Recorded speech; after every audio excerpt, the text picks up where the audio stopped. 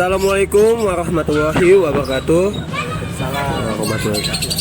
Perkenalkan, nama saya Rifki Hafiz dari Prodi Sastra Indonesia Fakultas Ilmu Budaya, NIM 130101 2014 0155. Dalam rangka ini saya untuk mengerjakan tugas UTS Sejarah Sastra Indonesia, saya akan mewawancarai narasumber di samping saya, yaitu Mas Muhammad Reja Apriansa.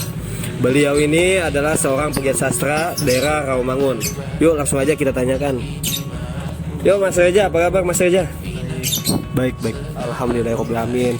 Mohon maaf nih ya kalau misalnya mengganggu sedikit waktunya nih.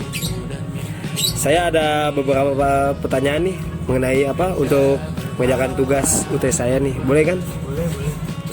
Yang pertama nih, Mas Reja, menurut Mas Reja itu gimana sih sejarah sastra di Jakarta ini?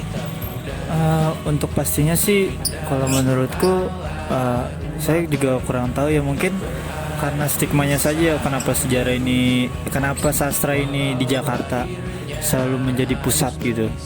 Ya karena kita semua tahu Jakarta ini adalah sebuah ibu kota kan, dari dulu ya kan. Meskipun sempat berpindah-pindah, cuman Jakarta ini telah menjadi ibu kota sejak sekian lama sampai sekarang kan.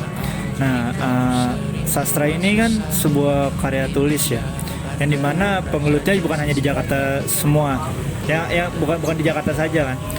Banyak dari daerah-daerah lain melakukan ini agar mereka jadi sastrawan. Mereka berpikir bahwa Jakarta ini adalah tempat yang paling banyak disorot. Seperti itu, seperti sebuah panggung yang ketika kalian ingin menampilkan karya kalian harus naik ke atas panggung agar banyak orang yang lihat. Jadi seperti itulah mungkin sastra yang ada di Jakarta, berpikir mereka, padahal nyatanya belum seperti itu. Banyak sekali kenyataan yang sangat berbeda. Orang lain datang ke Jakarta hanya ingin mengadu nasib untuk mempertunjukkan sastra mereka yang untuk ini dilihat orang banyak.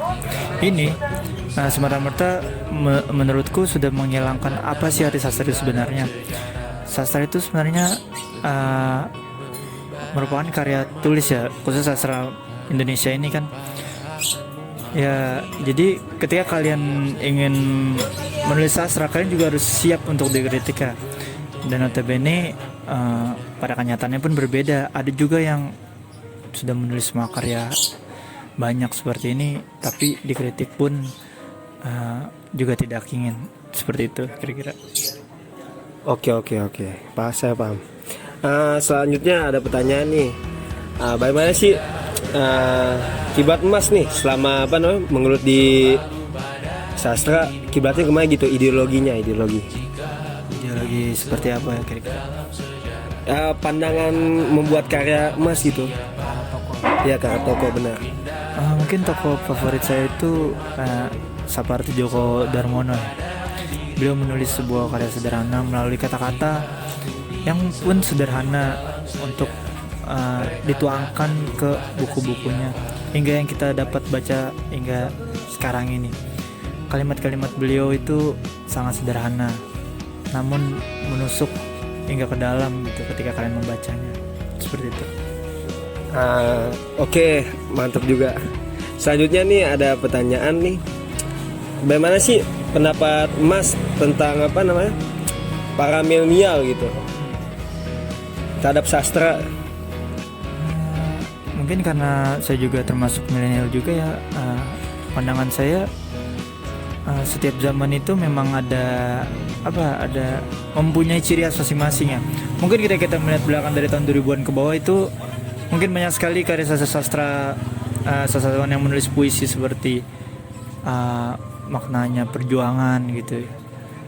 Mungkin untuk sekarang ini ya juga bisa sih sebenarnya mereka menuliskan sebuah, karena sastra itu kan, seni itu kan kebebasan ya, pada dasarnya kan. Seni itu kan kebebasan.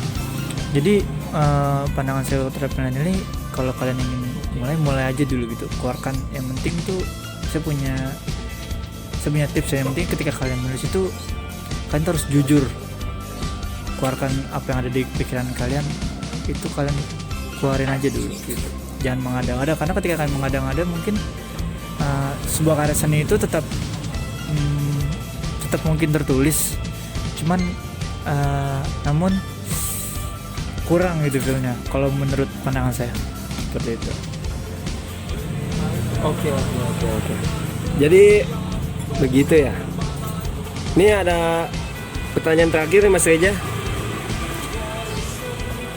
Aktivitas Mas Reja nih dalam di dunia sastra itu apa aja sih? Kau boleh tahu? Mungkin kalau keseharian ya saya sama seperti Anda semua, namun mungkin lebih banyak ke berpikir saja kali ya, kayak lebih kepada merasakan situasi. Ketika saya ingin menulis sebuah karya, saya lebih peka, atau mungkin ketika saya menulis saya dalam keadaan yang sangat sensitif gitu. Itulah mungkin yang bisa saya tuangkan dalam buku-buku saya yang belum saya terbitkan. Saya masih menulis dalam tulisan-tulisan tangan, belum dengan ketikan gitu. Itu genrenya apa tuh boleh tahu? Jadi masih ini ya, masih ngacak kalau saya masih nanti, karena saya berpikir bahwa sebuah seni itu saya lakukan dengan kebebasan dahulu gitu, tidak semerta terpaku pada satu genre. Terima kasih banyak ya Mas Reja ya. Oke, jadi itu dia wawancara kali ini. Ya kurang lebihnya mohon maaf jika ada salah kata. Assalamualaikum warahmatullahi wabarakatuh.